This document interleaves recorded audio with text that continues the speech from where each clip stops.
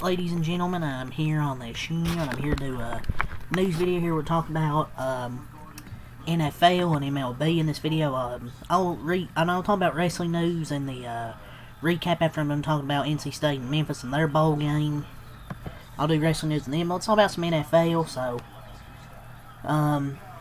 Sean McVay said he doesn't anticipate wide receiver Davante Adams hamstring playing against the Falcons, so it looks like it'll be another week of no Davante Adams. Which I think's the right move. I mean, they should beat the Falcons without Davante Adams. I don't think he'll play to the playoffs, honestly. You should just rest him until the playoffs at this point. Steelers, they play the Lions this week. They have ruled out T.J. Watt, Isaac Seumalo, and James Pierre is out for Sunday's game against Detroit. So it's going to be... Steelers just need to get healthy, man. T.J. Watt and Seumalo are out. My lord.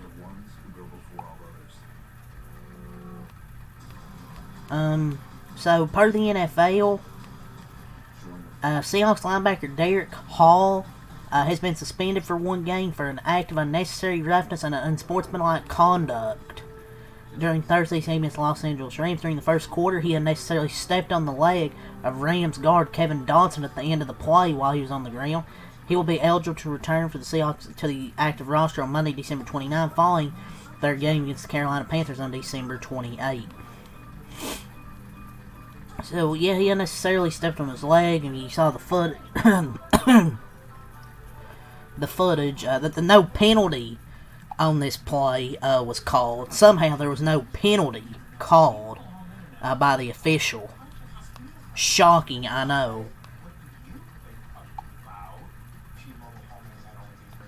Yeah, he's going to appeal his one-game suspension. He ain't going to win it. This is the play here that I'm looking at that results in this one-game suspension. I mean, if you can't tell what's wrong here, then... Well, actually, I don't know, man. But I feel like he kind of did... I don't know, it doesn't look good. Maybe he was just stepping over, not necessarily stepping on, it looks like, but... I don't know, man.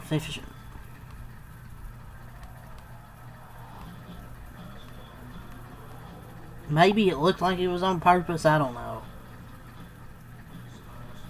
He's gonna appeal his one-game suspension. He might win it. I just can't tell. It doesn't look great, but I don't know. The Chiefs have ruled out Rashee Rice, Trent McDuffie, Leo Chenal, Jalen Moore, Jawan Taylor, Tyquan Thornton, Jake Briningstool, Nazeeh Johnson, and Derek Nunati for Sunday's game against the Titans.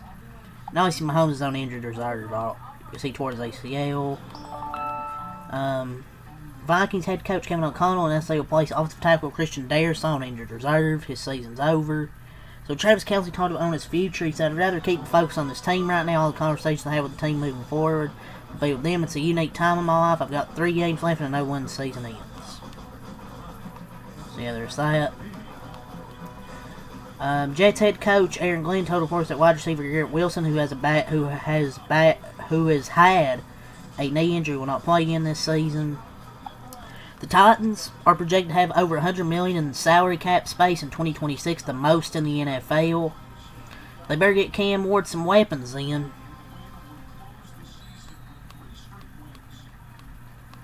Jacoby Myers signed a 3-year extension. I believe he's officially signed that 3-year extension. The Seahawks captured the NFC's #1 seed last night for now with that win against the Rams. Puka had some tweet about the refs and he deleted it. He ran right to his phone after the game. Oh yeah, now Seattle's the #1 seed. Cowboys corner Deron Bland is facing surgery on his left foot for the second time in as many years, so he's going to have another surgery. Oh, Lord. 6 weeks after trading for him, the Jaguars are finalizing a 3-year contract for Jacoby Myers that ties him through the 2028 season.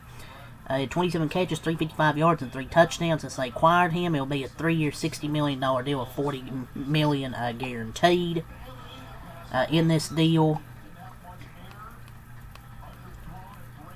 But yeah, I was talking about DaRon Bland. Oh, Lord, so our corners are injury prone, man. Trayvon Diggs sucks now and he's injury prone. Now DaRon Bland's just injury prone. Facing surgery. Sounds like he's about to start freaking jail time. And season's over regardless. But yeah, that's all the news there from Shefty. See if we have anything from JPA football.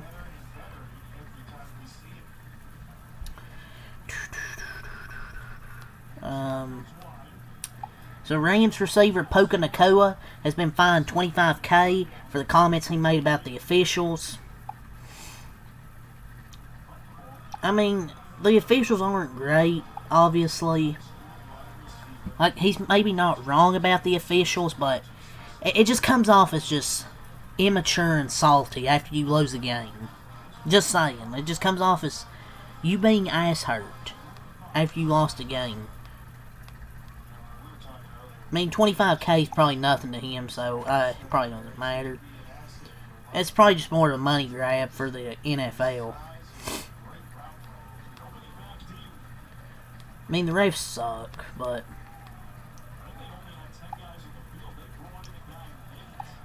maybe your team shouldn't blow a 16-point lead, but who am I to say?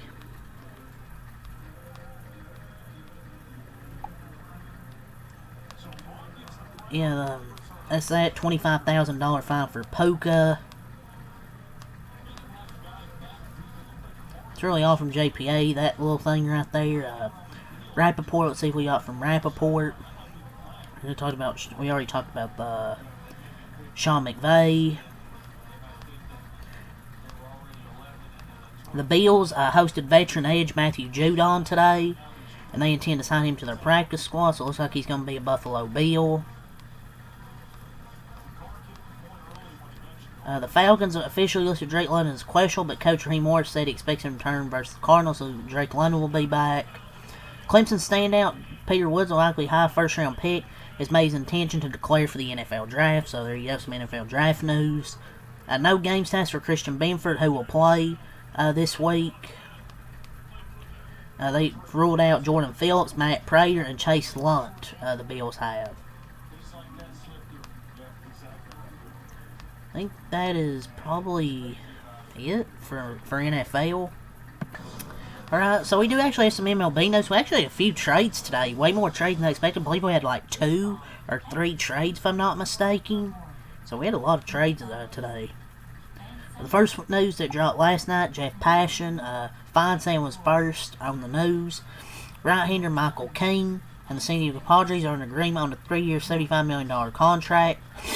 Sources tell ESPN the deal allows King to opt out after the 2026 and 27 seasons. Feinstein was on first on the news. I really thought he was going to go to the AL East. I thought he was AL East bound. But no, he's staying in San Diego. All this hype for him to go to Baltimore, and he's staying in San Diego. So 3-year, $75 million for Michael King. So we have some trade news. The first trade is Baltimore Orioles are acquiring right-hander Shane Baz from the Tampa Bay Rays for outfielder Slater DeBrun, catcher Caden Bodine, right-hander Michael Forret, outfielder Austin Overn, as well as a competitive balanced round A pick. Sources tell ESPN. That is a passing nuke right here. The Baltimore finally gets some pitching, I guess. You know, I think it could be a good potential for both sides. Like, I know Shane Baz had a 4.87 ERA. I feel like he could do better. If that makes sense. Like, to ERA, you never cite ERA as a data point for describing a pitcher's skill set when trying to predict future performance. ERA is impacted by many variables outside of pitcher's control. Defense, ballpark, luck. But I do like, it could be a good move for both sides. Because the price for a starting pitcher on the trade market is high. And Baltimore paid in sending 2 first-rounders, Bodine and DeBrun. a breakout arm for it who had a 1.58 ERA, an outfielder with track star speed, as well as another first-round pick. So, we'll see, man. We'll see how Shane Baz does. Like, he pitched at Yankee spring training ballpark, which is extremely hitter-friendly.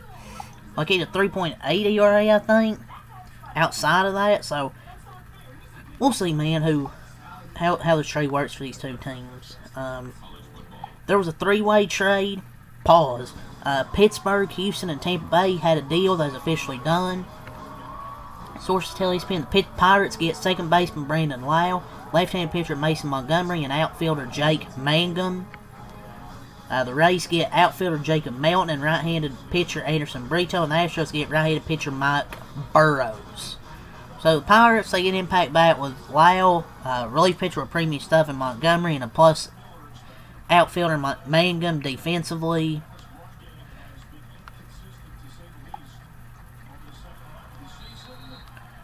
So, man, they turned Burrows into Brandon Lau, Mangum, and Montgomery. Pirates freaking scamming. The Pirates are just scamming. The Angels and the Skaggs family reached a last-minute settlement. There's that. Let's move on to MLB deadline news here. The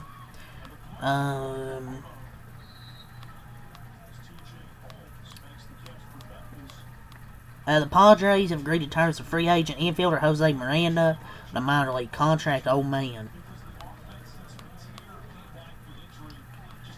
The Phillies are acquiring left-hander Kyle Backus from the D-backs. And what a move. The Royals agreed to terms with free agent infielder Abraham Toro on a minor league contract. The Padres have agreed to terms with Korean international free agent infielder Seung-Man Song. He hit 26 homers with a 917 OPS over 144 games in the KBO last season per Robert Murray. The Mets have agreed to terms with free agent right-hander Kevin Herget on a minor league contract. Man, what an off-season. The Blue Jays agreed to terms with Jorge Alcala on a minor league contract. Who cares? The Royals are acquiring left-handed pitcher Matt Strahm from the Phillies. Philadelphia is receiving right-handed pitcher Jonathan Bowen in exchange. He had a 3.86 ERA last year. Seems like a huge steal for the Royals. He's been great for the Phillies. I don't know why they traded him. They traded him for who? Jonathan Bowen? I mean, he has a 3.86 ERA. I mean, he's not bad, but, like, it's kind of a confusing move. I don't know. It's just to me. Seems pretty stupid. To just trade Matt Strahm. Maybe moving him because they signed Keller, I would assume, but cash in for what, a AAA pitcher? The return was never going to be huge, but the Royals freaking fleeced them. But yeah, that's all the news here, man. With NFL and baseball, we actually had a few trades today. So yeah, that's really all I got to say here. So leave a like, subscribe for more. Peace.